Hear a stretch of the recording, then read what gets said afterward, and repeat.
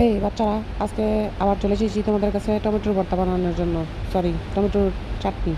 চাটনিতে দিয়ে দিলাম টমেটো, তারপরে রসুন, তারপরে পেঁয়াজ, তারপরে হচ্ছে তোমাদের কী বলে এটারে, ভুলে গেছি ভাই, আদা। হ্যাঁ, বুঝছো?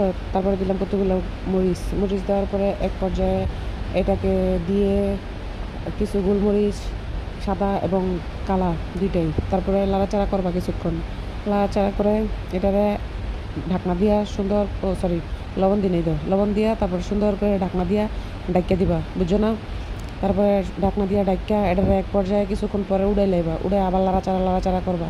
লাড়াচাড়া কতক্ষণ কইরা পরে এটারে আবার তুমি কী করবা, সুন্দর মতো ঢাকনা দিয়া ডাইকা দিবা, ঢাকনা দিয়ে অন্য দিয়ে ডাকি নেই, আচ্ছা ডাইকা দিবা, ডাইকা দিয়ে আবার উড়াইবা, উড়ে আবার লাড়াচাড়া করবা। করে দেখবা এক পর্যায়ে এরকম নিভাস হয়ে গেছে। নিভাস হয়ে গেলে এটারে আবার ব্লেন্ডার করবা। ব্লেন্ডার করে এটারে তুমি আবার আরও নিফাস করবা, আরও নিফাস করে দেখবা কি এই যে সুন্দর মনে হয় স্মুথ হয়ে গেছে। পরে এটারে তুমি কী করবা, শাকবা চালন দিয়া না ছাইকা, তারপরে তুমি এদের এটার মধ্যে 1 কাপ ভিনিগার, বুঝলি? ভিনিগারটা দিয়া পরে এটারে তুমি আবার মনে করো না বেশি হয়েছে, এইটা ঠিক আছে, দূরে দিতে হইব।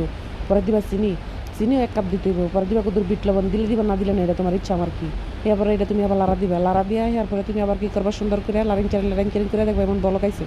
বলকাইছে পরে তুমি এটা আবার লাড়বা, আবার লাড়া দেখবা একটা পেলার মধ্যে লইবা,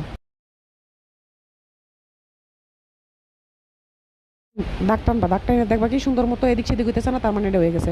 তারপর লাড়বা চারবার দেখবা সুন্দর মতো এরকম হয়ে গেছে। ঠান্ডা হইলে পরে বুঝতে পারবা।